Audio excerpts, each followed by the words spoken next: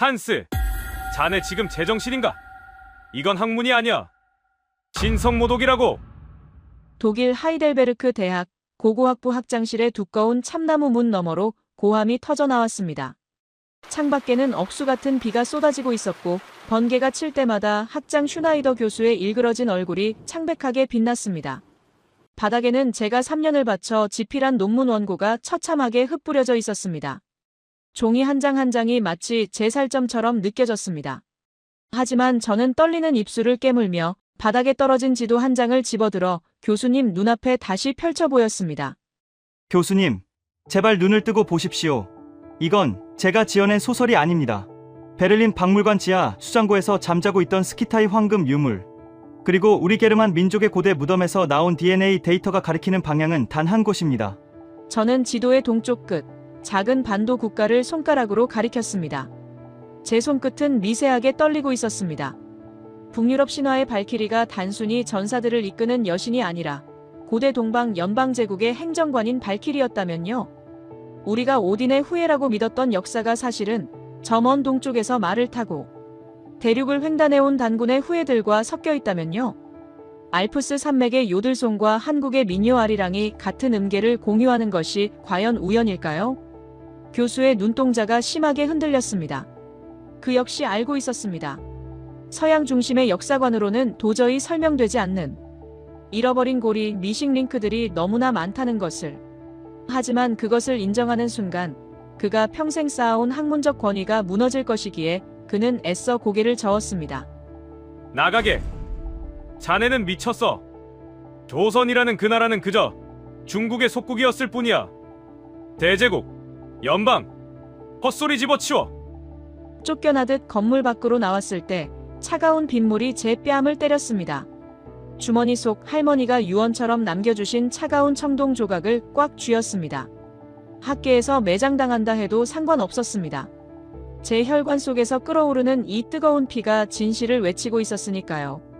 지금부터 들려드릴 이야기는 교과서가 철저히 외면해온 인류의 시원, 그리고 세계사의 거대한 비밀을 품고 있는 한국이라는 나라를 향한 제 목숨을 건 추적 기록입니다.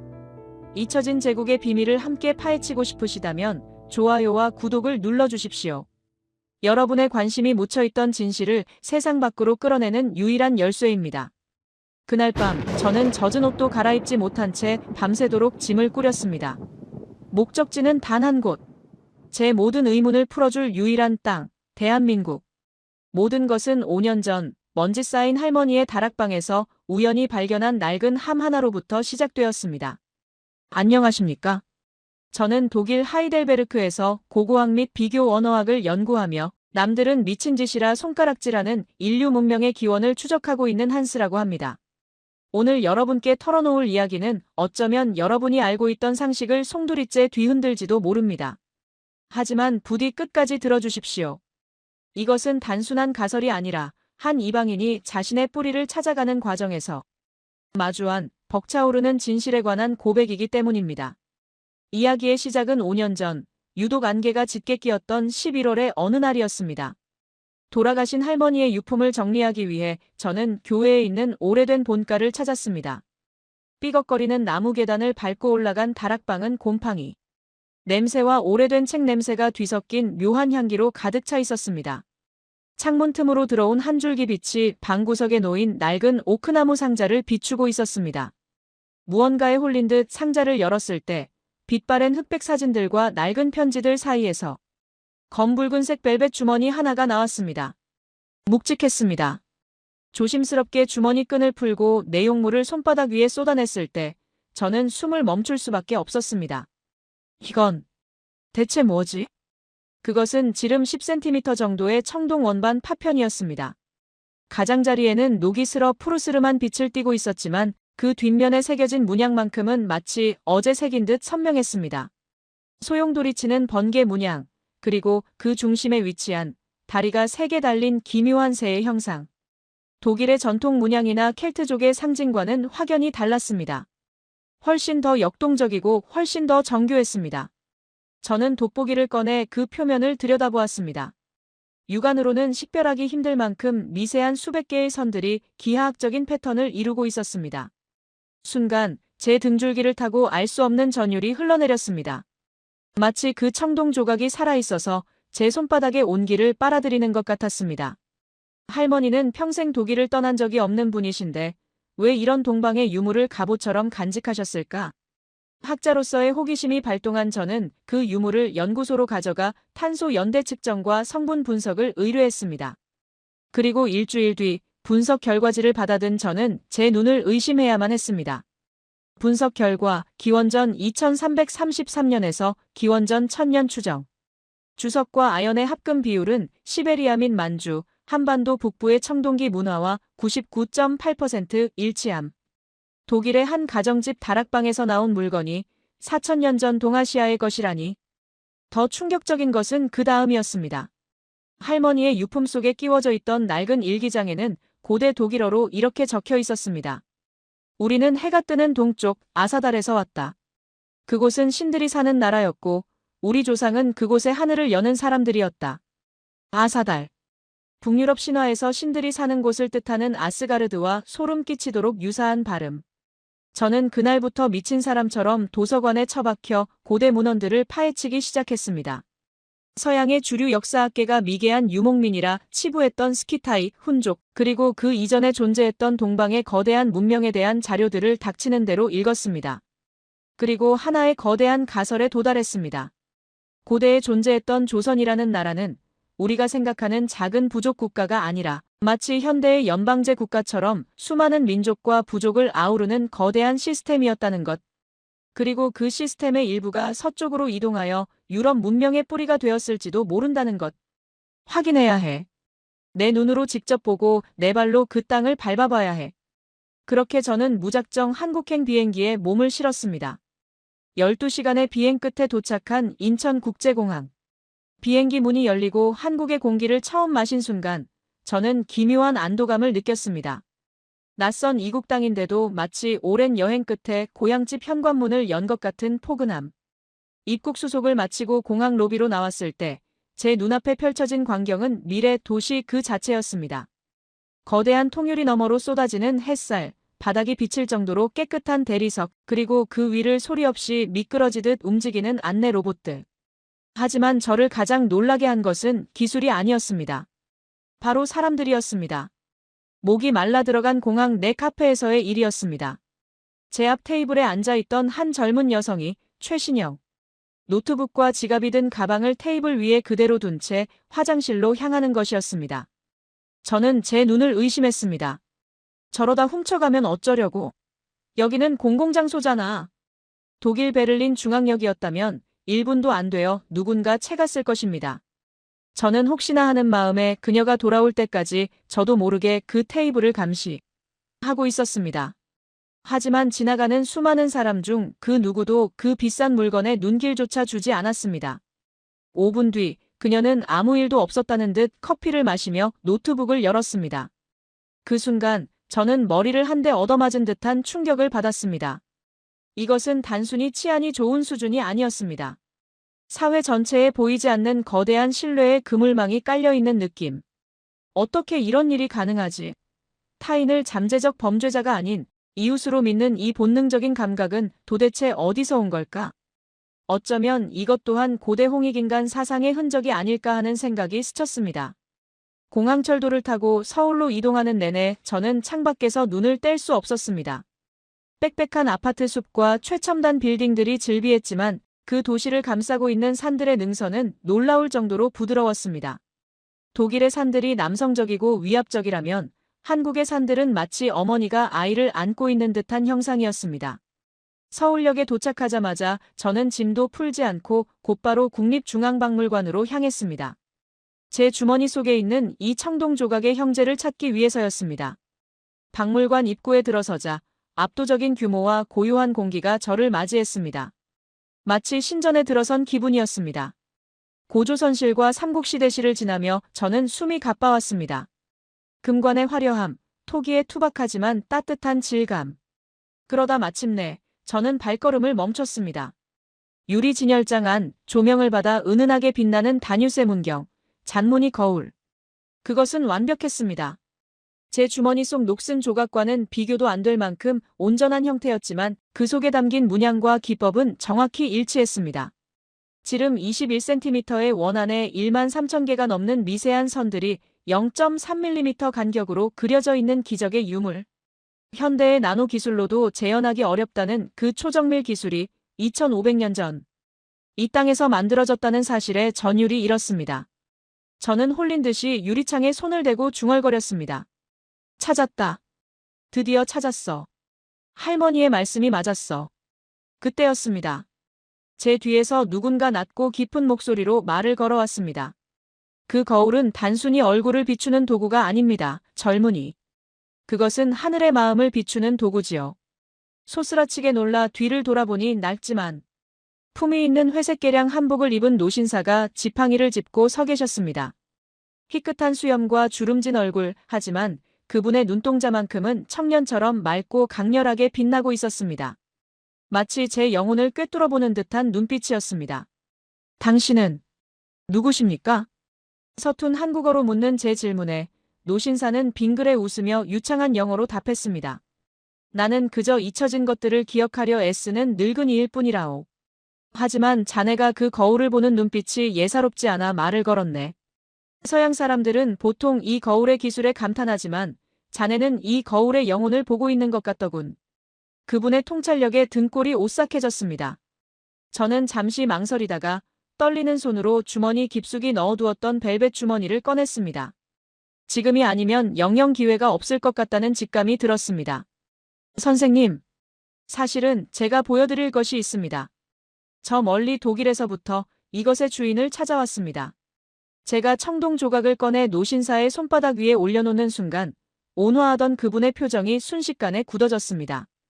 그는 믿을 수 없다는 듯 돋보기를 꺼내 조각의 뒷면을 살피고는 떨리는 목소리로 중얼거렸습니다. 이 문양! 이건 박물관에도 없는 걸세. 이건 북극성을 상징하는 왕가의 비밀 문장이야. 자네, 도대체 정체가 뭔가? 어떻게 이방인의 손에 우리 민족의 가장 깊은 비밀이 들려있는 겐가? 박물관의 소음이 아득하게 멀어지고 오직 저와 노신사, 그리고 수천 년의 시간을 건너 만난 두 개의 청동 조각만이 존재하는 듯한 정막이 흘렀습니다. 이것이 바로 제 인생을 송두리째 바꿔버린 거대한 여정의 진짜 시작이었습니다. 이곳은 보는 눈이 너무 많네.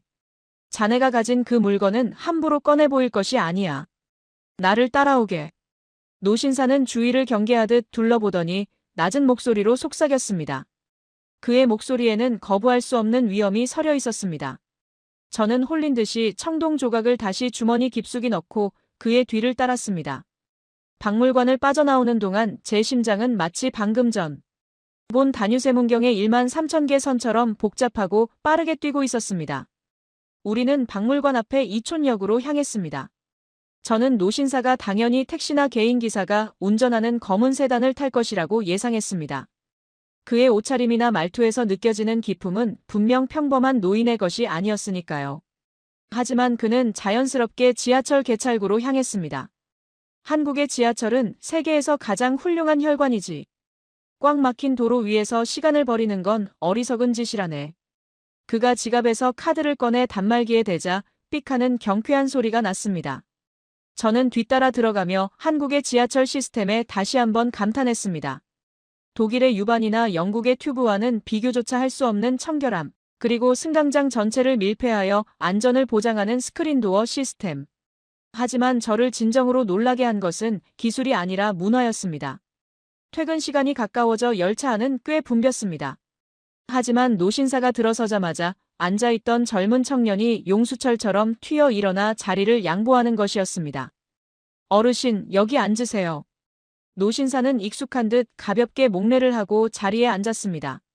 독일에서는 노인이라 해도 타인의 호의를 자존심 상해하며 거절하거나 젊은이들 또한 굳이 의무감을 느끼지 않는 경우가 많습니다. 하지만 이곳에서는 그것이 너무나 자연스러운 사회적 합의처럼 보였습니다. 경로사상. 동양의 유교 문화라고만 들었는데 직접 보니 이건 단순한 예절이 아니야. 사회 전체가 하나의 거대한 가족처럼 연결되어 있다는 본능적인 감각이 살아있어. 저는 노신사 앞에 서서 손잡이를 잡고 흔들리는 차창 밖의 어둠을 응시했습니다. 이 거대한 도시의 지하를 거미줄처럼 연결하고 있는 이 시스템이 마치 고대 연방제국의 효율적인 통치 시스템이 현대적으로 부활한 것은 아닐까 하는 엉뚱한 상상마저 들었습니다. 우리가 도착한 곳은 서울의 구도심, 종로의 한 좁은 골목이었습니다. 화려한 고층 빌딩 숲 바로 뒷골목에 시간이 멈춘 듯한 한옥들이 즐비해 있다는 사실이 비현실적으로 다가왔습니다. 노신사는 고운당이라는 현판이 걸린 오래된 한옥 대문을 열고 들어갔습니다.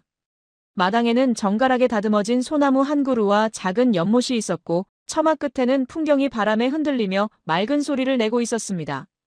도심 한복판이라고는 믿기지 않는 고요함이었습니다. 안내받은 방은 사방이 책으로 둘러싸여 있었습니다. 그런데 그 책들의 면면이 기이했습니다. 한쪽 벽면은 누렇게 바랜 한문 고서들로 가득 차 있었고 반대쪽 벽면에는 최신 물리학, 천문학, 그리고 유전공학 원서들이 빼곡히 꽂혀 있었습니다. 과거와 미래가 공존하는 방. 바로 이 노신사의 정체를 대변하는 듯 했습니다. 안 깨나. 먼 길을 돌아 제 집을 찾아왔으니 차라도 한 잔 마셔야지. 노신사는 찻상을 사이에 두고 제 맞은편에 앉아 능숙한 솜씨로 차를 우려냈습니다. 찻주전자에서 쪼르륵하고 옥빛 찬물이 찻잔에 담기는 소리가 방 안의 침묵을 채웠습니다. 그가 건넨 찻잔을 받아들자 은은한 향기가 코끝을 찔렀습니다. 한 모금 마시자 긴장으로 굳어있던 온몸의 근육이 사르르 풀리는 기분이었습니다. 자, 이제 그 물건을 다시 보여주게.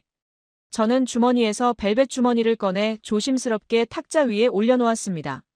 노신사는 돋보기를 끼고 오랫동안 그 청동 조각을 어루만졌습니다. 그의 손길은 마치 잃어버린 자식을 만지듯 애틋하고 조심스러웠습니다. 한참의 침묵 끝에 그가 입을 열었습니다. 자네, 이 문양의 의미를 아나?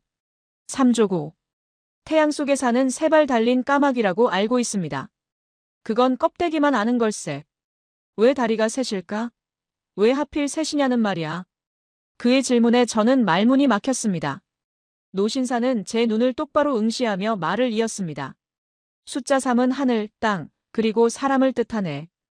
이 셋은 분리된 것이 아니라 하나로 연결되어 있다는 우주관이지. 자네가 살던 서양에서는 신이 인간을 지배하거나 인간이 자연을 정복하려 했지. 하지만 우리 조상들은 하늘과 땅, 사람이 하나로 어우러져야 비로소 세상이 완성된다고 믿었네.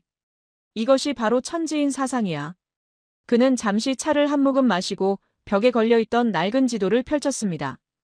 우리가 알던 세계 지도와는 달랐습니다. 유라시아 대륙이 중심에 놓여 있고 국경선 대신 수많은 점과 선들이 그물망처럼 연결되어 있는 지도였습니다. 자네가 아까 지하철에서 본 풍경, 기억하나? 젊은이가 늙은이에게 자리를 양보하는 모습.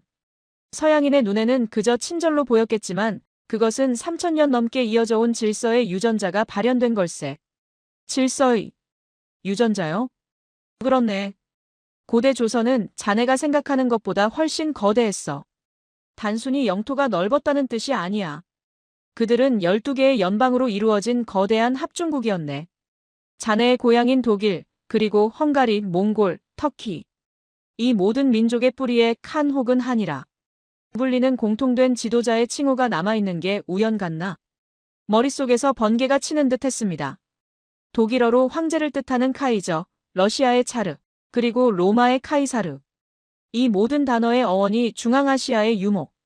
민족들이 사용하던 게세르 혹은 칸에서 파생되었다는 언어학적 가설을 책에서 본 적이 있었습니다.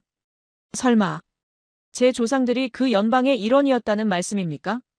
이런 정도가 아니야. 노신사는 지도의 서쪽 끝, 북유럽 스칸디나비아 반도를 손가락으로 가리켰습니다. 자네가 말한 발키리. 그들은 신화 속 존재가 아니었네. 고대 연방제국에서 왕의 명령을 받아 지방을 순찰하고 인재를 발굴하여 중앙으로 천거하던 여성관리 발키리였지. 그들은 말을 타고 대륙을 횡단했어. 그들이 머물던 곳에는 문명이 꽃피었고 그들의 피가 섞인 곳에서는 자네처럼 푸른 눈을 가졌지만 동방의 영혼을 지닌 후예들이 태어났지. 저는 전율을 금치 못했습니다. 할머니의 일기장에 적혀있던 하늘을 여는 사람들이라는 문구가 떠올랐습니다. 그렇다면 이 청동 조각은? 그렇네. 그건 12개 연방 중 하나였던 서쪽 변방을 다스리던 부족장의 신분증과도 같은 걸세. 자네의 조상은 3500년 전 대홍수와 기후변화를 피해 서쪽으로 이동하면서도 언젠가 다시 태양의 나라 어머니의 땅으로 돌아오겠다는 약속을 이 조각에 새긴 거야. 눈물이 핑 돌았습니다. 단순히 호기심으로 시작했던 연구가 수천 년의 시간을 건너뛴 조상들의 간절한 염원이었다는 사실을 깨닫는 순간이었습니다. 저는 독일에서 항상 느껴왔던 알 수 없는 소외감과 공허함의 정체를 비로소 이해할 수 있었습니다. 그것은 고향에 대한 근원적인 그리움이었던 것입니다. 노신사는 자리에서 일어나 책장 구석에서 아주 오래된 나무 상자를 하나 꺼내왔습니다. 그리고 그 안에서 제가 가진 것과 똑같은 재질의 그러나 모양이 다른 청동 조각을 꺼냈습니다. 두 조각을 나란히 놓자 톱니바퀴가 맞물리듯 완벽하게 들어맞지는 않았지만 분명 하나의 거대한 원을 이루는 조각들임이 확실해 보였습니다. 나는 평생 이 조각들을 찾아 헤맸네. 우리 민족이 잃어버린 기억을 되찾기 위해서지. 그런데 오늘 벽 안의 외국인이 그 잃어버린 조각 하나를 들고 내 앞에 나타났어. 이것은 하늘의 뜻이 아니고서는 설명할 수 없는 일이야. 그때였습니다. 한옥의 창호지 문 너머로 누군가의 기척이 느껴졌습니다. 노신사는 재빨리 유물들을 챙기며 저에게 눈짓을 보냈습니다. 오늘 이야기는 여기까지만 하지. 밤이 깊었어. 하지만 자네가 꼭 가봐야 할 곳이 있네. 단순히 책이나 유물이 아니라 자네 몸속에 잠든 DNA를 깨울 수 있는 장소야. 그곳이 어디입니까? 어디든 가겠습니다. 노신사는 붓을 들어 화선지 위에 힘있는 필체로 한자 세 글자를 적어주셨습니다. 만이산. 강화도에 있는 산일세. 그곳 꼭대기에 하늘의 제사를 지내던 제단이 있어. 기원전 2333년 단군께서 직접 쌓았다는 참성단이지. 내일 새벽 그곳에 올라가 보게. 자네가 왜 한국에 왔는지, 자네의 조상이 무엇을 말하고 싶었는지 머리가 아닌 가슴으로 느끼게 될 거야. 고운당을 나서는 발걸음은 들어올 때와는 전혀 달랐습니다. 서울의 밤거리는 여전히 화려했고 사람들은 바쁘게 움직였지만 제 눈에는 그 모든 풍경이 다르게 보였습니다.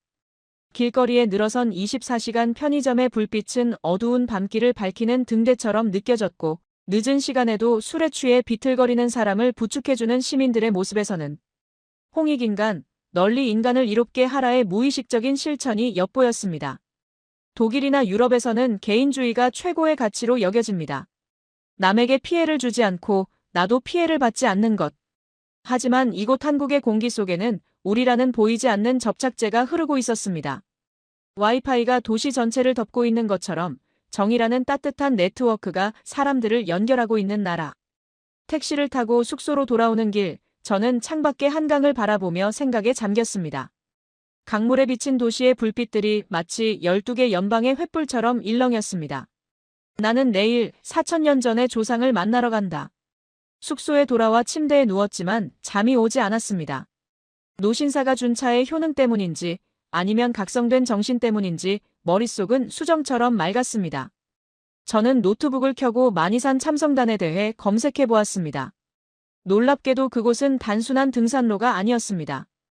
한반도의 정기가 가장 강하게 모이는 곳, 그리고 수천 년 동안 수많은 외세의 침략 속에서도 민족의 정신을 지켜온 성지였습니다. 그리고 검색 결과 중 흥미로운 기사 하나가 제 눈을 사로잡았습니다. 한국인의 유전자 지도 분석, 북방계 기마민족과 남방계 농경민족의 완벽한 융합, 그리고 유럽인에게서 발견되는 특이 유전자와의 상관관계. 모든 것이 연결되고 있었습니다. 저는 침대 옆 협탁에 놓인 청동 조각을 다시 한번 꽉 쥐었습니다. 내일 저는 산에 오를 것입니다. 그리고 그곳에서 어떤 진실을 마주하게 될지 두려움보다는 벅찬 기대감이 제 온몸을 감쌌습니다. 이것은 단순한 여행이 아니었습니다. 잃어버린 나를 찾는 순례의 길이었습니다. 새벽 4시, 알람 소리가 울리기도 전에 눈이 번쩍 뜨였습니다. 창밖은 여전히 칠흑 같은 어둠에 잠겨 있었지만 제 몸의 세포들은 이미 무언가를 감지한 듯 깨어나 꿈틀거리고 있었습니다. 어제 노신사가 건네준 쪽지에 적힌 세 글자 만이산. 그 이름이 마치 주술처럼 제 뇌리를 맴돌며 저를 부르고 있었기 때문입니다. 저는 서둘러 짐을 챙겨 호텔 로비로 내려갔습니다. 서울의 새벽 공기는 베를린의 그것과는 달랐습니다. 차갑지만 날카롭지 않고 폐부 깊숙이 들어와 묵은 찌꺼기를 씻어내는 듯한 청량감이 감돌았습니다. 렌터카에 시동을 걸고 서쪽으로 향했습니다.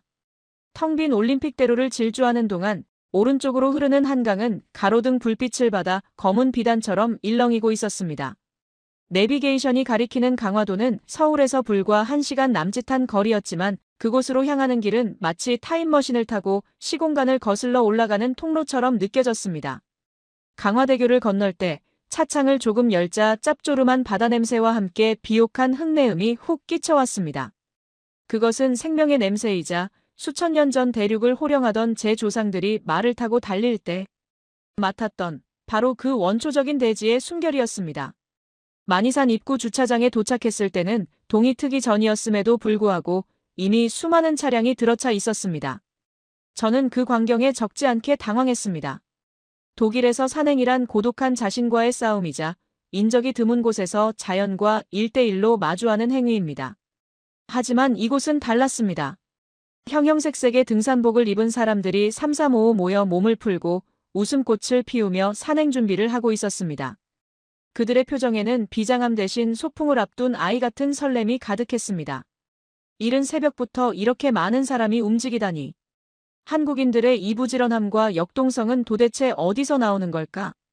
저는 등산화 끈을 단단히 조여매고 사람들 틈에 섞여 산을 오르기 시작했습니다. 초입의 완만한 포장도로를 지나자 곧이어 가파른 돌계단이 시작되었습니다. 단군로라는 표지판이 보였습니다. 4300년 전 고조선의 건국시조. 단군 왕검이 하늘의 제사를 지내기 위해 직접 쌓았다는 제단으로 향하는 길. 그것은 단순한 등산로가 아니라 한민족의 영혼이 서린성스러운 순례길이었습니다. 숨이 턱끝까지 차오르기 시작했습니다. 일명 깔딱고개라 불리는 급경사 구간에 들어서자 허벅지 근육이 비명을 질러댔고 심장은 갈비뼈를 뚫고 나올 듯 격렬하게 요동쳤습니다. 땀이 비오듯 쏟아져 눈을 뜰 수 없을 지경이었습니다. 저는 잠시 숨을 고르기 위해 길가의 바위에 주저앉았습니다. 거친 숨을 몰아쉬며 고개를 숙이고 있는데 갑자기 눈앞에 불쑥 무언가가 내밀어졌습니다. 총각 힘들지? 이거 하나 먹고 해. 고개를 들어보니 붉은색 등산조끼를 입은 중년의 여성분이 인자한 미소로 저를 내려다보고 계셨습니다. 그녀의 손에는 껍질을 정갈하게 깎아먹기 좋게 자른 오이 한 조각이 들려 있었습니다. 아, 괜찮습니다. 저는 물이 있습니다. 제가 서툰 한국어로 사양하려 하자 옆에 계시던 남편으로 보이는 남성분이 호탕하게 웃으며 제 손에 억지로 오이를 쥐어주셨습니다. 에이, 한국산에서는 나눠 먹는 게 맛이야. 외국에서 온 손님 같은데 빈속으로 올라가면 쓰러져. 어서 들어요. 이게 다 정쟁이라네. 정. 한국에 와서 가장 많이 들었던 단어였습니다. 영어의 어펙션이나 본드로는 도저히 번역되지 않는 너와 나를 구분짓지 않고 마음의 빗장을 여는 한국 특유의 정서. 저는 얼떨결에 오이를 받아 한 입 베어 물었습니다. 그 순간 아삭하는 소리와 함께 시원하고 맑은 수분이 입안 가득 퍼져나갔습니다. 단순한 채소가 아니었습니다. 그것은 메마른 제 영혼을 적시는 생명수와도 같았습니다. 타인에게 대가 없이 베푸는 이 사소한 친절이 낯선 이방인인 저에게는 그 어떤 환영 인사보다 따뜻하게 다가왔습니다. 감사합니다. 정말 맛있습니다. 그래. 힘내서 정상까지 가봅시다. 정상에 가면 기가 막힌 게 기다리고 있으니까. 그분들은 저를 향해 엄지를 치켜 세우고는 다시 힘차게 발걸음을 옮기셨습니다. 저는 그들의 뒷모습을 한참이나 바라보았습니다. 독일에서는 타인의 영역을 침범하지 않는 것이 미덕입니다. 하지만 이곳에서는 타인의 힘겨움을 외면하지 않고 손을 내미는 것이 미덕이었습니다. 노신사가 말했던 홍익인간의 이념이 수천 년이 지난 지금도 이들의 일상 속에 산을 오르는 걸음걸이 속에 그대로 녹아있음을 저는 온몸으로 느낄 수 있었습니다. 다시 힘을 내어 계단을 올랐습니다. 1004개의 돌계단. 한 계단 한 계단 밟을 때마다 잡념이 사라지고 오직 거친 숨소리와 심장 박동 소리만이 세상에 남았습니다. 그런데 기이한 일이 벌어졌습니다. 숨이 턱까지 차오르는 육체적 고통의 정점에서 갑자기 머릿속이 맑아지며 주머니 속에 넣어둔 청동 조각이 미세하게 진동하는 것이 느껴졌습니다. 처음에는 착각이라고 생각했습니다. 하지만 발걸음을 옮길 때마다 그 진동은 심장 박동과 공명하며 점점 더 뚜렷해졌습니다. 마치 자석이 철을 끌어당기듯 산 정상의 무언가가 저와 이청동 조각을 강력하게 부르고 있었습니다. 제 다리는 후들거렸지만 보이지 않는 힘이 저를 뒤에서 밀어주는 것 같았습니다. 그리고 마침내 마지막 계단을 딛고 정상에 올라선 순간 시야가 거짓말처럼 확 트이며 눈앞에 믿을 수 없는 장관이 펼쳐졌습니다. 아! 저도 모르게 탄성이 터져나왔습니다. 발 아래로는 서해의 푸른 바다와 갯벌이 끝없이 펼쳐져 있었고 점점이 흩어진 섬들이 보석처럼 박혀 있었습니다. 머리 위로는 손을 뻗으면 닿을 듯한 하늘이 시리도록 푸르게 열려 있었습니다. 거센 바람이 제 온몸을 휘감아 돌며 땀을 식혀주었습니다. 그것은 단순한 바람이 아니었습니다. 태고적부터 이 땅을 지켜온 거대한 기운의 흐름이었습니다. 그리고 그 중심에 거대한 돌을 쌓아 만든 제단. 참성단이 웅장한 위용을 드러냈습니다. 인공적인 접착제 하나 없이 오직 돌과 돌을 맞물려 쌓아 올린 그 투박하면서도 견고한 구조물. 아래는 둥글고 위는 네모난 천원지방, 하늘은 둥글고 땅은 네모나다의 우주관을 형상화한 그 제단 앞에 서자 압도적인 경외감이 밀려왔습니다. 이집트의 피라미드처럼 거대하지는 않았지만 그곳에서 뿜어져 나오는 영적인 에너지는 그 어떤 거대 건축물보다 강렬했습니다. 돌틈 사이사이에는 수천 년의 세월을 견뎌온 이끼들이 자라 있었고 그 돌 하나하나가 마치 살아있는 역사책처럼 제게 말을 걸어오는 듯 했습니다. 저는 떨리는 손으로 주머니에서 청동 조각을 꺼냈습니다. 그리고 홀린 듯 제단 가까이 다가갔습니다. 할머니, 보고 계신가요? 우리 조상들이 처음 하늘을 열었던 곳, 하늘과 땅과 사람이 하나로 만나는 그곳에 제가 섰습니다. 그때 구름 사이로 강렬한 햇살 한 줄기가 참성단 위로 수직으로 꽂혔습니다. 그 빛은 정확히 제가 들고 있는 청동 조각을 비추었고 그 순간 제 손안에서 믿을 수 없는 현상이 일어났습니다. 녹슨 청동 표면이 햇빛을 받아 반사하며 허공의 기묘한 빛의 산란을 만들어낸 것입니다. 그것은 단순한 빛 반사가 아니었습니다. 마치 홀로그램처럼 소용돌이치는 태양의 문양과 그 안에 웅크리고 있던 삼조고의 형상이 뚜렷하게 허공에 떠올랐습니다. 제 몸속의 피가 용암처럼 뜨겁게 끓어올랐습니다. 현기증이 날 정도의 강렬한 기시감. 이것은 처음 겪는 일이 아니었습니다. 아주 오래전 유전자 깊숙이 각인되어 있던 기억. 하얀 옷을 입은 수만 명의 사람들이 이 산 아래 엎드려 있고 제단 위에서 하늘을 향해 팔을 벌리던 제사장의 모습이 파노라마처럼 스쳐 지나갔습니다. 자네도 그 기억을 공유하고 있군. 등 뒤에서 들려온 낮고 묵직한 목소리에 저는 화들짝 놀라며 현실로 돌아왔습니다. 뒤를 돌아보니 어제 만났던 그 노신사가 뒷짐을 진 채 저를 응시하고 있었습니다. 회색 등산복 차림이었지만 바람에 흩날리는 백발과 깊은 눈빛은 영락없는 고대의 현자 그 자체였습니다. 그는 험한 산을 올라왔음에도 숨소리 하나 거칠지 않았습니다. 선생님, 대체 어떻게 된 겁니까? 이 빛. 그리고 제가 느낀 이 감정은 이곳 참성단은 단순한 재단이 아닐세. 이곳은 고대 연방의 12개 부족이 하늘과 소통하던 중심축이자 전 세계로 흩어진 형제들에게 에너지를 보내던 송수신탑이었지. 자네가 가진 그 청동 조각은 그 거대한 네트워크에 접속하는 열쇠였던 셈이고 노신사는 천천히 재단으로 걸어가 거친 돌 표면을 손으로 쓸어내렸습니다. 서양 과학은 눈에 보이는 것만 믿지. 하지만 우리 선조들은 보이지 않는 기와 파동을 다루는 법을 알았어. 자네가 산을 오르며 느꼈던 그 힘들, 그리고 사람들이 건넨 오이한 조각의 따뜻함, 정상에서 느낀 이 벅찬 감동. 이 모든 것이 연결되어 있다는 걸 깨닫는 순간 자네 안에 유전자가 깨어난 거야. 그는 산 아래 멀리 희미하게 보이는 인천 송도와 서울의 스카이라인을 가리켰습니다. 저기 보게. 불과 50년 전만 해도 전쟁의 폐허였던 이 땅이 어떻게 세계를 선도하는 IT와 문화의 중심지가 되었을까? 사람들은 한강의 기적이라고 말하지만 그건 기적이 아니야. 복원일세. 복원이라고요? 그렇네. 수천 년간 잠들어 있던 홍익의 DNA, 즉 널리 인간을 이롭게 하려는 창조적 에너지가 때를 만나 폭발한 거야.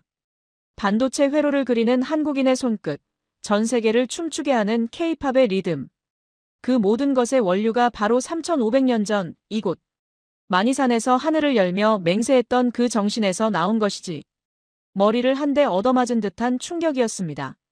한국의 눈부신 발전이 단순한 경제 성장이 아니라 고대 문명의 정신적 유산이 현대적으로 부활한 것이라는 그의 통찰은 전율 그 자체였습니다. 저는 제가 가진 청동 조각을 다시 내려다보았습니다. 이제 그것은 단순한 유물이 아니라 저에게 주어진 막중한 사명의 증표처럼 느껴졌습니다. 자네가 한국에 온 건 우연이 아니야. 자네는 돌아온 탕자가 아니라 메신저일세.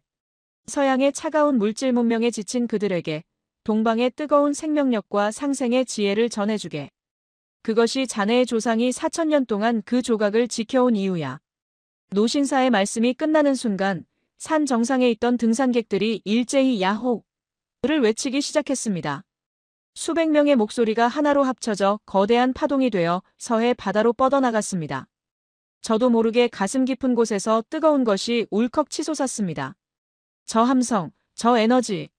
저것이야말로 고대 대륙을 호령하던 호랑이의 포효이자 세상을 깨우는 새벽의 소리였습니다. 알겠습니다. 제가 무엇을 해야 할지 이제 알 것 같습니다. 저는 청동 조각을 주머니 깊숙이 넣으며 다짐했습니다. 이 여행은 과거를 찾는 여정이 아니라 인류의 미래를 위한 해답을 찾는 여정이 될 것이라고. 하산하는 길은 올라올 때보다 훨씬 가벼웠습니다. 다리는 후들거렸지만 마음은 깃털처럼 가벼웠습니다. 내려오는 길에 마주치는 사람들은 여전히 밝은 얼굴로 안녕하세요. 수고하십니다라며 인사를 건넸습니다. 이제 그 인사가 예전과는 전혀 다르게 들렸습니다. 당신과 나는 하나입니다. 우리는 연결되어 있습니다라는 고대의 축복처럼 느껴졌습니다. 산 입구에 다다랐을 때 저는 흙먼지를 털어내는 에어건 시설 앞에 줄을 섰습니다. 누구 하나 새치기 하지 않고 질서정연하게 기다리며 앞사람의 등 뒤에 묻은 흙을 털어주는 모습. 그 사소한 배려와 질서 속에서 저는 다시 한번 확신했습니다. 이 나라는 정말로 특별하다고. 신이 인류에게 남겨둔 마지막 희망의 등불일지도 모른다고. 주차장에 도착해 차문을 열려는 순간 주머니 속에 휴대폰이 요란하게 울렸습니다. 발신 번호 표시가 없었습니다. 불길한 예감을 느끼며 전화를 받자 낯선 목소리가 유창한 독일어로 다급하게 들려왔습니다. 한스 박사님 되십니까? 여기는 주한 독일 대사관입니다.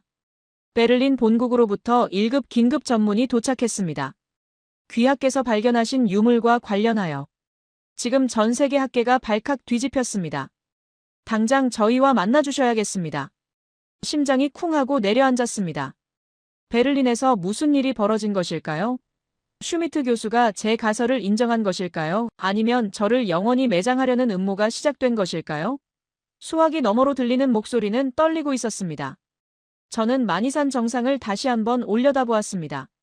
구름에 가려져 있던 참성단이 잠시 모습을 드러냈다가 사라졌습니다. 마치 저에게 두려워하지 말고 나아가라고 말하는 듯 했습니다. 저는 핸들을 꽉 잡았습니다. 이제 더 이상 물러설 곳은 없었습니다. 알겠습니다. 지금 바로 서울로 가겠습니다. 저는 엑셀러레이터를 밟았습니다. 한국의 심장부 서울로 돌아가는 길. 이것은 단순한 복귀가 아니라 거대한 진실의 전쟁터로 나가는 장수의 출정길이었습니다. 마니산에서 내려와 서울로 향하는 길. 저는 마치 보이지 않는 무언가에 쫓기듯 가속 페달을 밟았습니다. 제 손에 쥐어진 운전대는 식은땀으로 흥건히 젖어 미끄러울 지경이었습니다. 주한 독일 대사관에서 걸려온 전화, 수화기 너머로 들리던 그 다급하고도 떨리는 목소리가 제 귓가에서 떠나지 않았기 때문입니다. 전 세계 학계가 뒤집혔다는 말. 과연 베를린에서 무슨 일이 벌어진 것일까요? 올림픽대로에 들어서자 거대한 용의 등뼈처럼 굽이치는 한강을 따라 서울의 스카이라인이 웅장하게 펼쳐졌습니다. 끝없이 늘어선 차량의 행렬, 그 속을 질주하며 저는 문득 한국의 도로 시스템의 경외감을 느꼈습니다.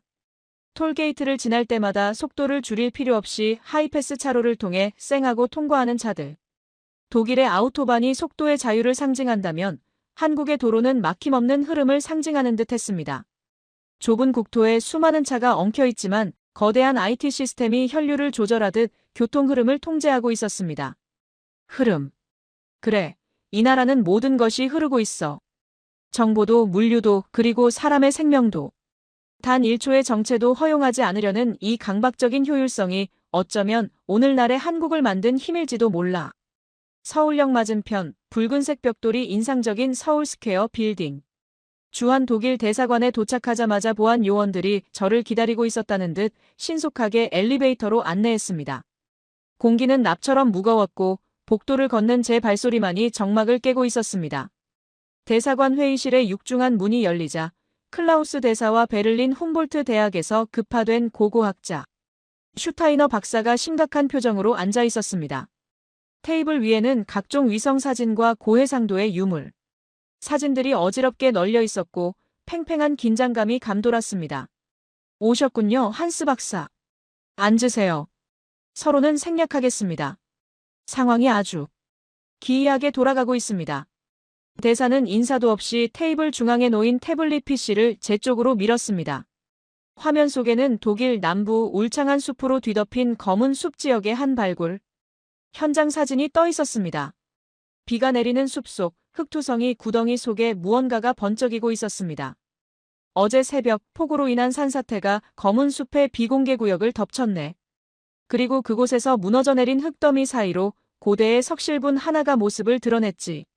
자네가 논문에서 주장했던 그 동방에서 온 사절단의 이동 경로와 정확히 일치하는 지점일세. 슈타이너 박사가 떨리는 손으로 다음 사진을 넘겼습니다. 저는 그 자리에서 숨을 멈췄습니다. 심장이 덜컥 내려앉는 기분이었습니다.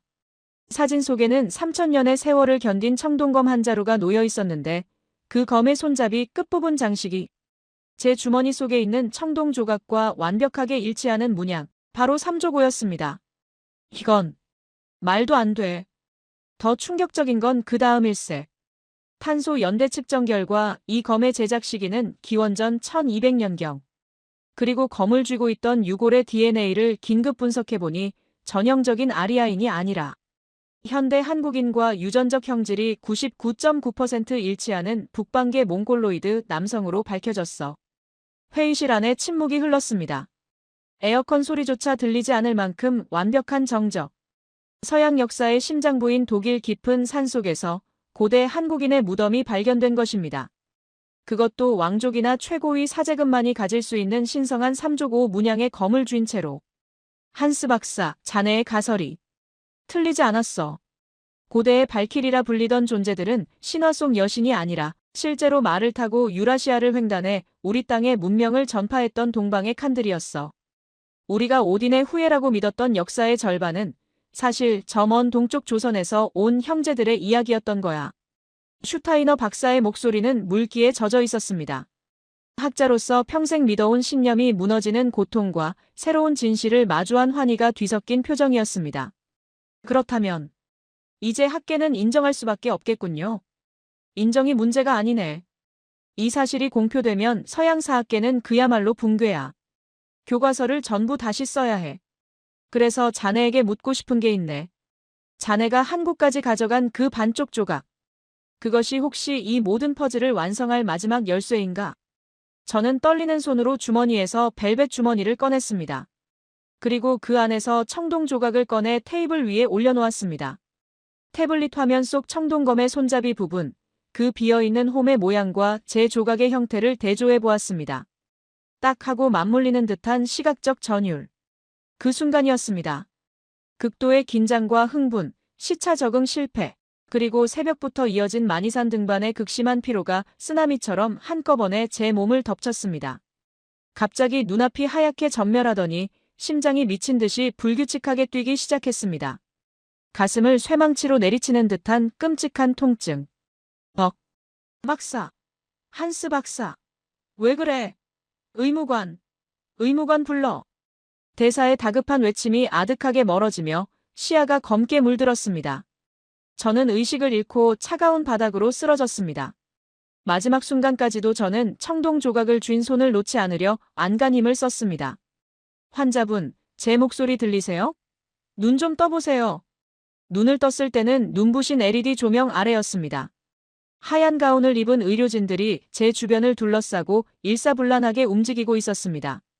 기계음 소리가 규칙적으로 들려왔고 제 팔에는 이미 수액 주사와 각종 모니터링 장비가 부착되어 있었습니다.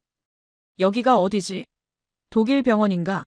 아니, 내가 쓰러진 곳은 서울이었지. 독일이었다면 응급실에 도착해서 전문의를 만나는 데만 최소 4시간은 걸렸을 겁니다. 대기실 의자에 앉아 하염없이 순서를 기다리다 고통 속에 지쳐가는 것이 유럽 의료의 현실이니까요. 하지만 이곳은 달랐습니다.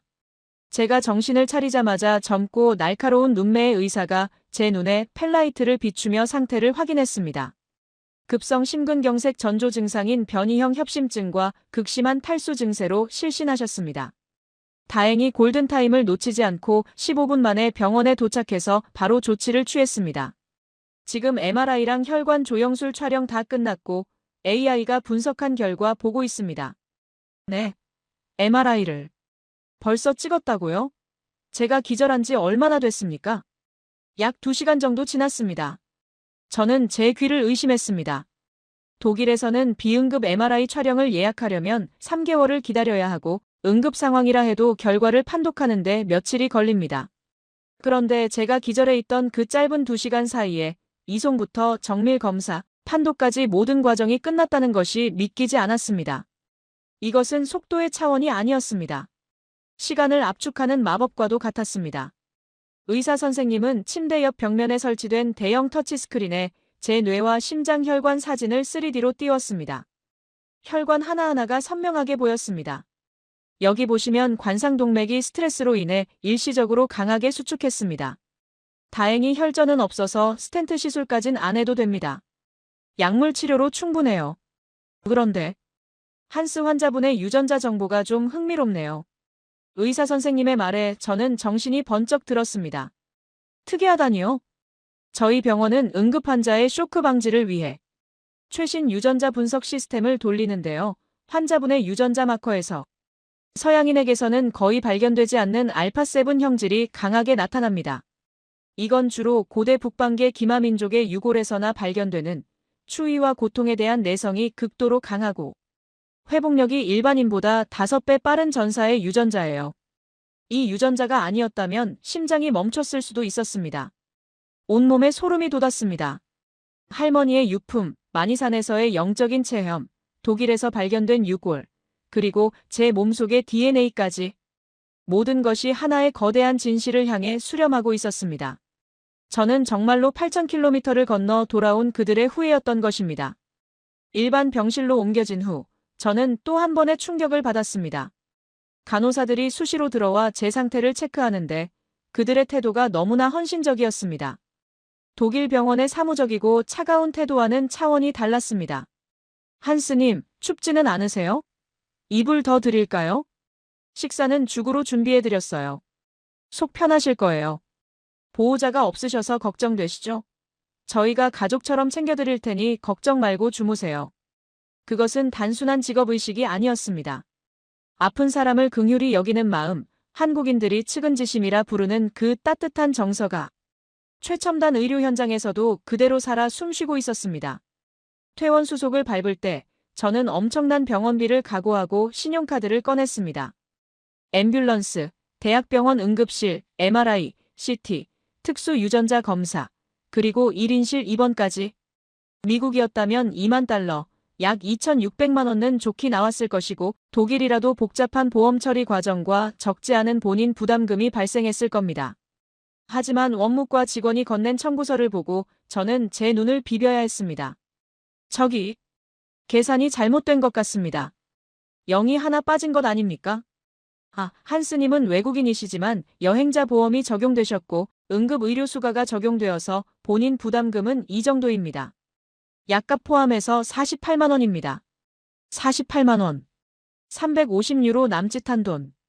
독일에서 치과 스케일링을 하고 감기약 좀 처방받는 비용으로 제 생명을 구하고 최첨단 정밀 검진까지 마친 것입니다. 저는 지갑을 꺼내는 손이 부들부들 떨렸습니다. 이것은 돈의 문제가 아니었습니다. 생명은 돈보다 위에 있다. 한국의 의료 시스템은 철저하게 이 철학 위에 세워져 있었습니다. 돈이 없어서 치료를 못 받는 사람이 없게 하라는 고대. 조선의 제세이화, 세상을 이롭게 하여 구제한다 정신이 현대의 국민건강보험 시스템으로 계승된 것이 분명했습니다. 병원 로비를 걸어 나오며 저는 수많은 환자를 보았습니다. 누구 하나 병원비 걱정에 절망하는 표정이 없었습니다. 모두가 세계 최고의 의료 서비스를 당연한 권리처럼 누리고 있었습니다. 이 나라는 시스템 자체가 거대한 복지이자 사랑이다. 고대의 홍익인간 정신이 21세기의 시스템으로 구현된 나라가 바로 여기 있었어. 병원 정문을 나서자 서울의 차가운 밤 공기가 뺨을 스쳤습니다. 몸은 깃털처럼 가뿐했고 머리는 그 어느 때보다 맑았습니다. 죽음의 문턱을 넘고 돌아온 저는 어제와는 다른 사람이 되어 있었습니다. 그때 주머니 속에 휴대폰이 진동했습니다. 노신사의 번호였습니다.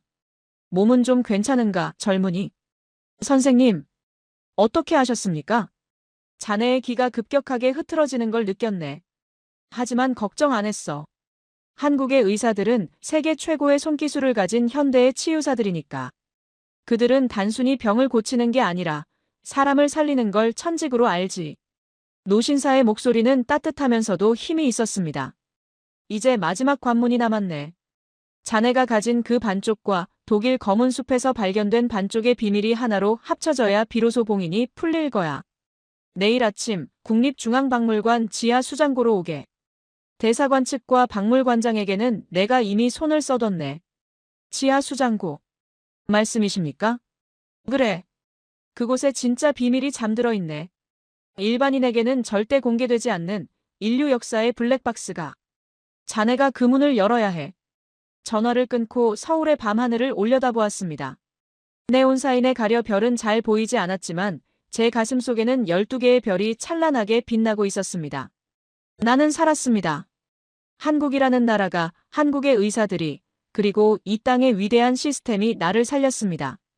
이제 내가 이 나라를 위해, 아니 잊혀진 우리 모두의 역사를 위해 보답할 차례였습니다. 저는 주먹을 불끈 쥐었습니다. 내일 지하 수장고에서 마주할 진실이 무엇이든 저는 그것을 전 세계에 외칠 준비가 되어 있었습니다. 제 핏줄 속에 흐르는 4000년 전의 외침이 저를 뜨겁게 달구고 있었으니까요. 다음 날 아침 저는 서울 용산에 위치한 국립중앙박물관의 육중한 정문 앞에 섰습니다.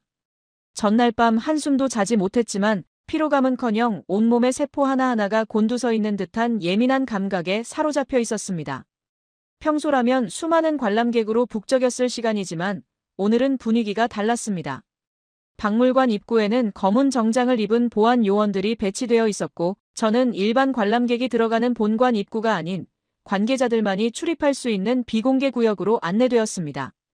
로비 안쪽 깊숙한 곳, 보안 게이트 앞에는 클라우스 대사와 독일 훔볼트 대학에서 급파된 슈타이너 박사, 그리고 이 모든 여정의 길잡이가 되어준 노신사가 저를 기다리고 있었습니다. 노신사는 평소와 다름없이 온화한 미소를 띠고 있었지만 그의 눈빛은 폭풍 전야의 바다처럼 깊고 고요했습니다. 오셨군요, 한스 박사. 준비는 되셨습니까? 박물관장의 안내를 받아 우리는 일반 엘리베이터가 아닌 화물용 특수 승강기에 몸을 실었습니다. 버튼에는 지상 층수가 표시되지 않았고 오직 B5라는 붉은 글자만이 깜빡이고 있었습니다. 지하 5층. 일반인에게는 존재조차 알려지지 않은 대한민국 국보급 유물 중에서도 가장 민감하고 중요한 비밀이 잠들어 있는 곳이었습니다. 승강기 문이 닫히고 하강이 시작되자 귀가 먹먹해질 정도의 기압차가 느껴졌습니다. 윙하는 기계음 외에는 누구도 입을 열지 않았습니다. 마치 현실의 시간을 떠나 역사의 심연 속으로 잠수에 들어가는 듯한 엄숙함이 감돌았습니다. 띵! 둔탁한 금속음과 함께 문이 열리자 영화에서나 볼 법한 거대한 티타늄 합금 문이 앞을 가로막았습니다. 홍채 인식, 정맥 인증, 그리고 음성, 보안 코드까지 입력하는 복잡한 절차를 거친 후에야 비로소 육중한 문이 소리 없이 양옆으로 갈라졌습니다. 어서 오시게. 이곳이 바로 기억의 방일세. 수장고 안은 서늘하고 건조했습니다. 항온항습 장치가 뿜어내는 미세한 기계음과 특유의 오래된 종이 냄새, 그리고 금속 냄새가 뒤섞여 묘한 분위기를 자아냈습니다. 끝이 보이지 않을 정도로 길게 뻗은 복도 양옆으로는 수천 개의 오동나무 상자들이 도열해 있었고 그 안에는 수천 년의 시간을 견뎌낸 유물들이 잠들어 있었습니다. 우리는 복도 끝 가장 안쪽에 위치한 특수 유물 감식실로 들어갔습니다. 방 한가운데에는 하얀 천이 덮인 테이블이 놓여 있었고 그 위에는 독일 외교 행랑을 통해 1급 보안으로 긴급 공수된 검은 숲의 청동검이 놓여 있었습니다. 슈타이너 박사가 떨리는 손으로 조심스럽게 천을 걷어냈습니다. 흙과 녹으로 뒤덮여 있었지만 3000년의 세월을 비웃기라도 하듯 검의 날은 여전히 서슬퍼런 기운을 내뿜고 있었습니다. 그리고 그 손잡이 끝부분, 둥근 고리 모양의 장식 안에는 제가 가진 것과 똑같은 삼조고의 문양이 선명하게 새겨져 있었습니다. 단지 그 문양의 중심부가 비어 있을 뿐이었습니다. 노신사가 저를 보며 고개를 끄덕였습니다. 자네가 직접 하게. 4000년 동안 지구 반대편에서 서로를 그리워했던 형제를 다시 만나게 해주게나. 저는 마른 침을 꿀꺽 삼키고 주머니 속에 고이 간직해온 벨벳 주머니를 꺼냈습니다. 손끝이 미세하게 떨려왔습니다. 이것을 합치는 순간 내 인생뿐만 아니라 인류의 역사가 바뀔 수도 있다는 두려움과 기대가 교차했습니다. 저는 청동 원반을 꺼내어 검의 손잡이 끝으로 가져갔습니다. 비어있는 홈. 그곳은 마치 처음부터 제 조각을 기다리고 있었다는 듯 아주 미세한 오차도 없이 정확한 크기로 패여 있었습니다. 제가 천천히 아주 조심스럽게 조각을 홈에 끼워 넣는 순간이었습니다. 딸깍. 경쾌한 금소금이 수장고의 정적을 갈랐습니다. 하지만 그것은 단순한 물리적 결합 소리가 아니었습니다. 두 개의 금속이 맞닿는 순간 웅하는 낮은 진동음이 방 안의 공기를 울리기 시작했습니다. 테이블 위에 놓인 조명등이 파르르 떨렸고 제 손끝을 타고 수천 볼트의 전류 같은 짜릿한 에너지가 팔뚝을 타고 심장까지 치고 올라왔습니다. 보십시오. 저걸 보십시오. 슈타이너 박사가 비명을 지르듯 외쳤습니다. 결합된 청동검과 원반의 이음새에서 푸르스름한 빛이 새어나오기 시작했습니다. 그것은 전기나 LED 불빛이 아니었습니다. 청동 내부에 함유된 지금은 사라진 고대의 희귀. 광물질이 서로 반응하며 만들어내는 일종의 냉광 현상이었습니다. 그 빛은 점점 강해지더니 허공으로 쏘아 올려져 마치 홀로그램처럼 하나의 거대한 지도를 허공에 그려냈습니다. 그것은 현대의 세계 지도와는 전혀 달랐습니다. 국경선이 없었습니다. 대신 유라시아 대륙 전체가 12개의 빛나는 점으로 연결되어 있었고 그 모든 점이 하나의 거대한 에너지 라인을 따라 동쪽 끝, 바로 한반도로 모여들고 있었습니다. 점과 점 사이를 잇는 선들은 마치 살아있는 혈관처럼 펄떡이고 있었습니다. 이건 고대 무역로인가? 실크로드보다 훨씬 이전에 존재했던? 대사가 넋을 잃고 중얼거렸습니다.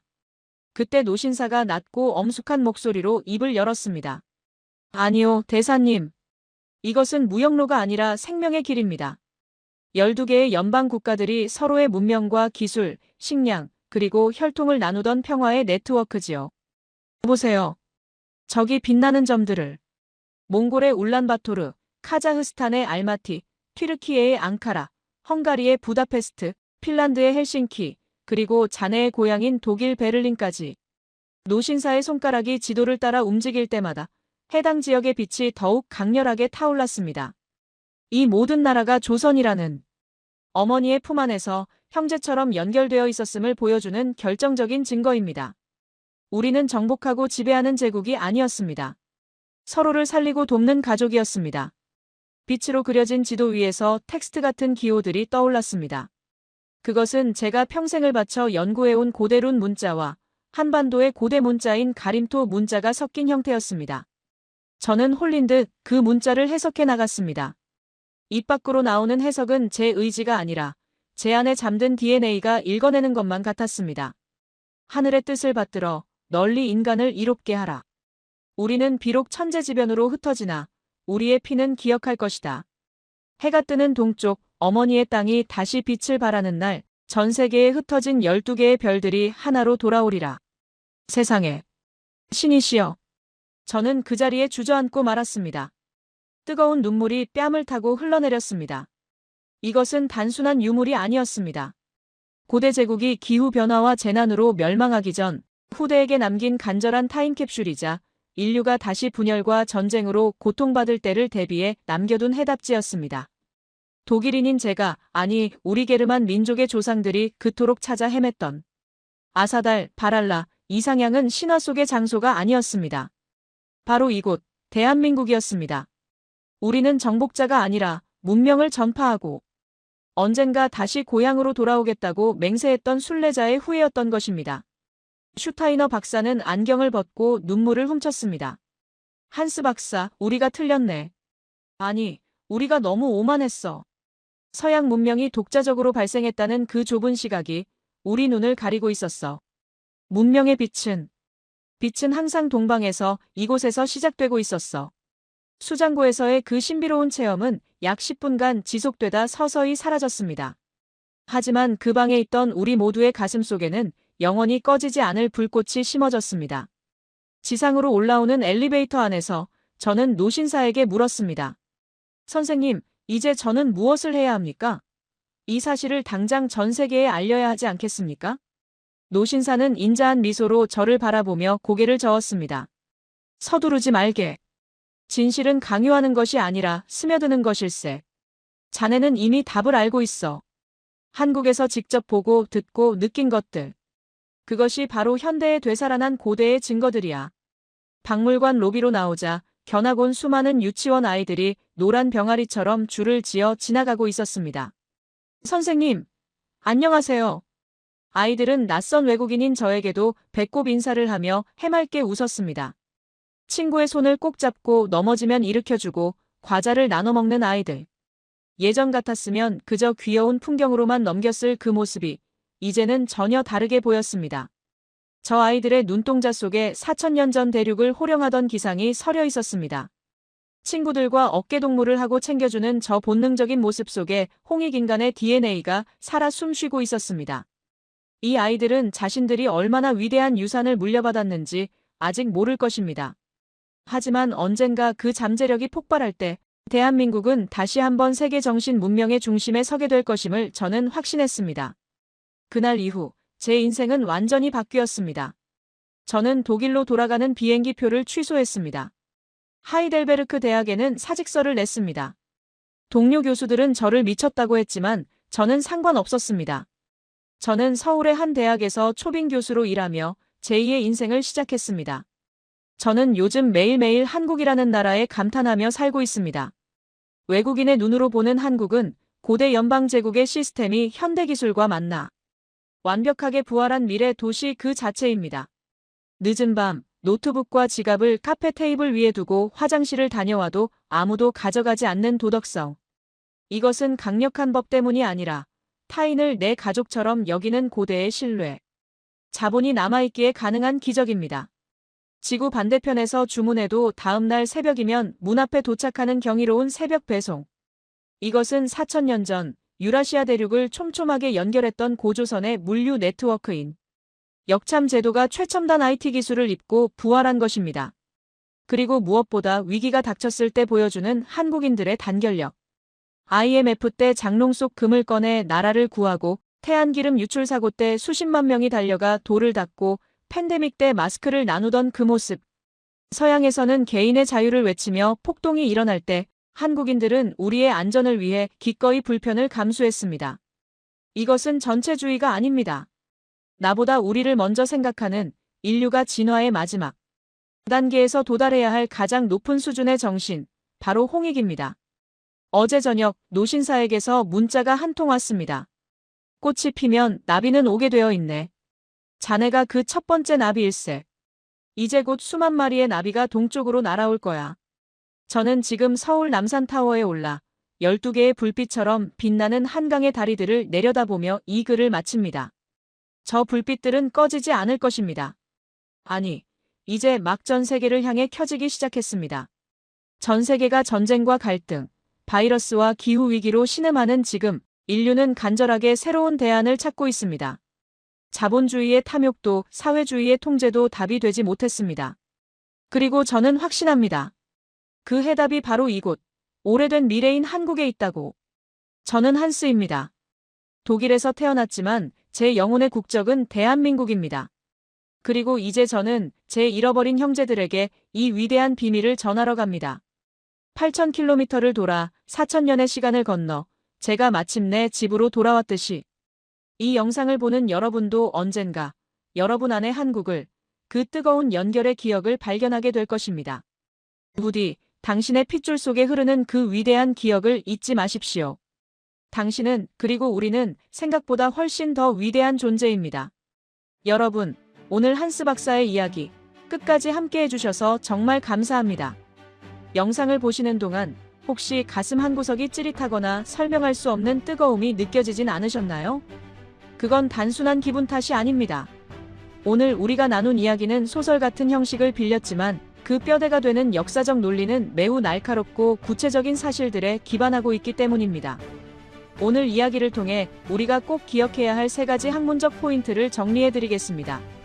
첫째, 조선은 작은 왕조의 이름이 아니었습니다.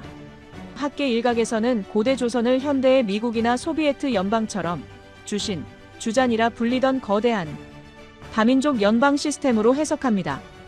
우리 민족은 단일 민족이라는 좁은 틀에 갇힌 것이 아니라 12개의 거대한 나라를 아우르며 유라시아를 경영했던 글로벌 리더였습니다. 둘째, 동의의 진짜 의미입니다. 우리는 흔히 중국이 동쪽 오랑캐라 낮잡아 불렀다고 배웠습니다. 하지만 언어학적으로 접근하면 놀라운 비밀이 드러납니다. 동의의 어원은 퉁구스어의 토그스, 즉 숫자 9구를 뜻합니다. 즉, 동이족은 오랑캐가 아니라 9개의 부족을 거느린 거대한 중심 세력, 바로 퉁구스의 본류였다는 것입니다. 셋째, 서양과의 연결고리입니다. 북유럽 신화 속 전사 발키리가 우리 고대의 관직명 발킬과 연결되고 독일인의 DNA에서 우리 민족의 흔적이 발견된다는 가설. 이것은 우리가 고립된 반도 국가가 아니라 말을 타고 서쪽 끝까지 달려가 문명을 전파했던 개척자였음을 시사합니다. 여러분, 이 이야기들이 무엇을 의미할까요? 우리는 그동안 우리는 작다, 우리는 약하다, 우리는 샌드위치 신세다라고 스스로를 과소평가해왔는지도 모릅니다. 하지만 오늘 이 영상을 통해 여러분은 잃어버린 기억의 파편을 찾으셨을 겁니다. 우리가 무심코 지나쳤던 일상의 풍경들.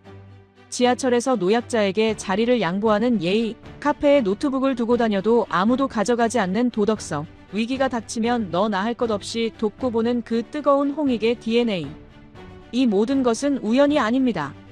수천 년 전 대륙을 호령하던 그 호랑이의 기상과 대동정신이 21세기에 K문화와 시민의식이라는 옷을 입고 화려하게 부활하고 있는 것입니다. 그러니 여러분, 오늘만큼은 거울을 보며 스스로에게 이렇게 말해주셔도 좋습니다. 나는 생각보다 훨씬 더 크고 위대한 역사의 주인공이다 라고 말이죠. 오늘 이 영상을 보시고 가슴이 뛰셨거나 우리 민족으로서의 자부심을 조금이라도 느끼셨다면 지금 바로 댓글로 여러분의 다짐을 남겨주세요. 나는 자랑스러운 한국인입니다. 우리는 다시 일어섭니다. 잊혀진 역사를 기억하겠습니다. 어떤 짧은 한마디라도 좋습니다. 여러분이 남겨주시는 댓글 하나하나가 모여 묻혀있던 우리 역사를 세상 밖으로 끌어내는 가장 강력한 함성이 됩니다. 이 영상이 여러분의 가슴을 울렸다면 구독과 좋아요, 그리고 알림 설정을 꼭 부탁드립니다. 여러분의 응원이 있어야 제가 더 깊고 더 가슴 벅찬 진실의 이야기를 계속해서 찾아올 수 있습니다. 우리는 결코 작지 않습니다. 다음 시간에는 전 세계가 더욱 놀랄만한 우리 민족의 또 다른 전설을 들고 찾아오겠습니다. 오늘도 역사 앞에 당당한 위대한 하루 보내십시오. 감사합니다.